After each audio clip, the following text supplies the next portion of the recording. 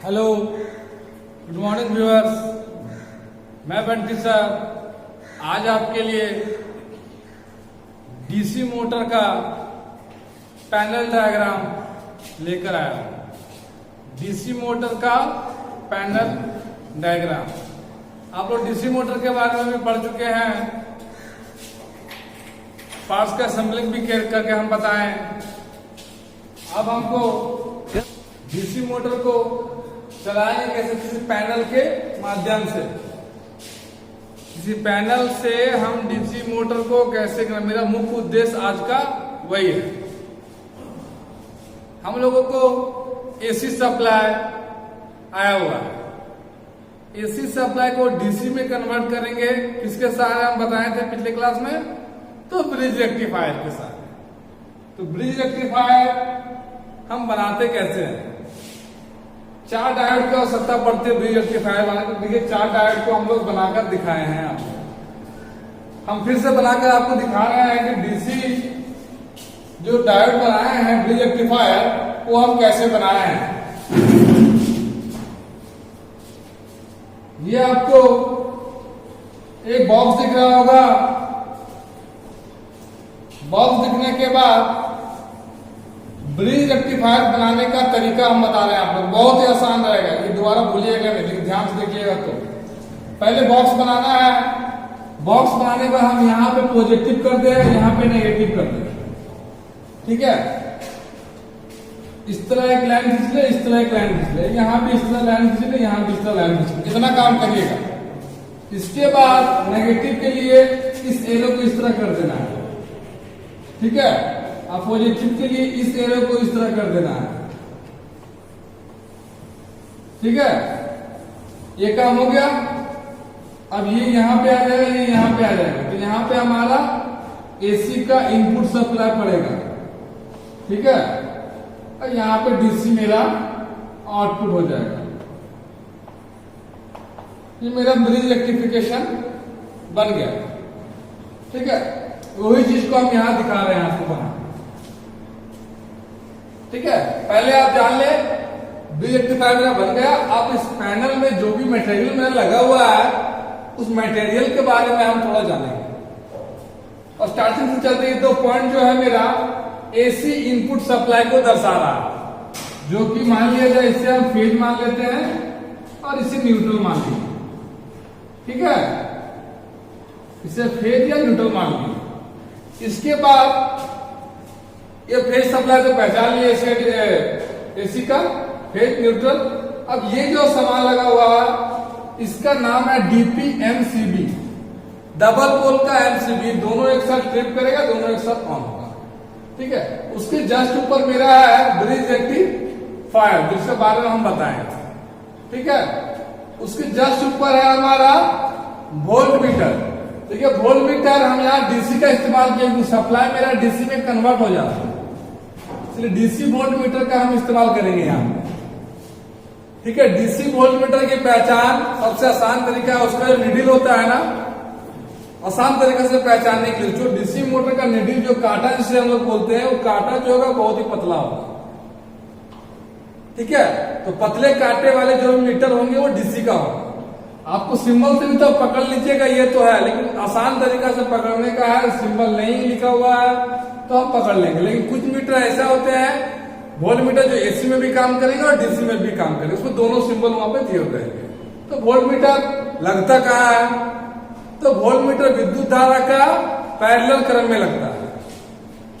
विद्युत धारा का पैरेलल क्रम में लगता है। तो देखिए अभी हम मेरे एसी सप्लाई है, फेज न्यूट्रल, ये मेरा वोल्ट मीटर है।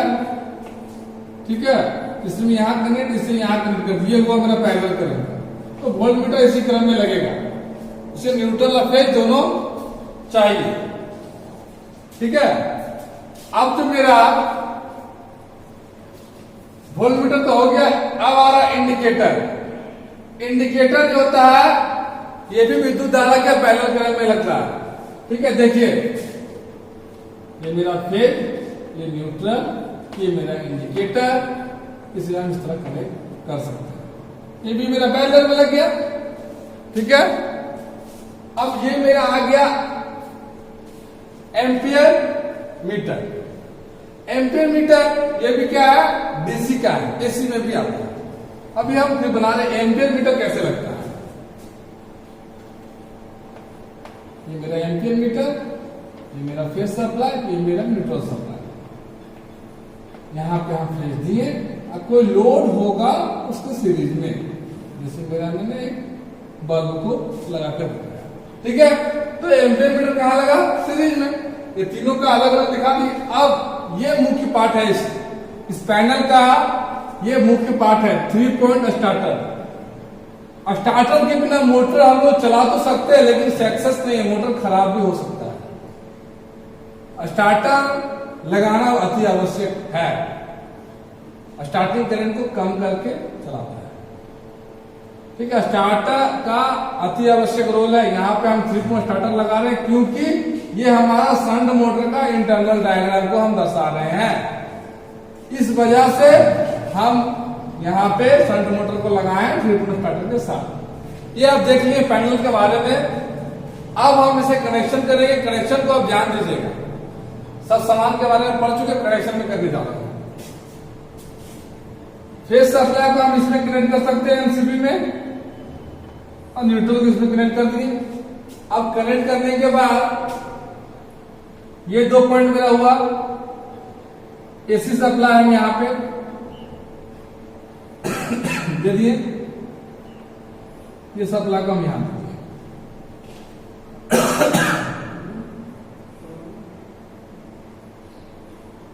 ये मेरा इन होगी एक्सी सप्लाई। अब यहां देखिए, आप देख सकते हैं इसमें टर्मिनल इसमें, ठीक है। उसे हम देंगे अलग अलग चौक का इस्तेमाल करेंगे, ठीक है।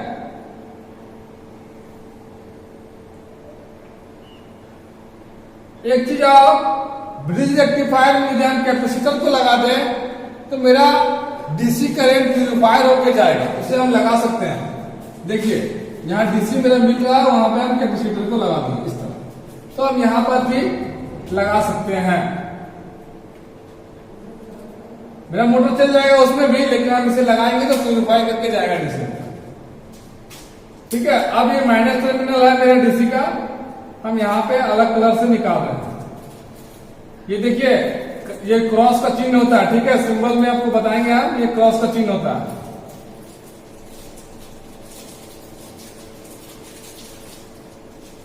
ये पैनल डायग्राम जो है आपको हमेशा काम आएगा, चाहे वो अप्रेंटिस के छात्र हो, आईटीआई के छात्र हो, कोई भी छात्र हो, उसे हमेशा काम आएगा ये चीज, ठीक है।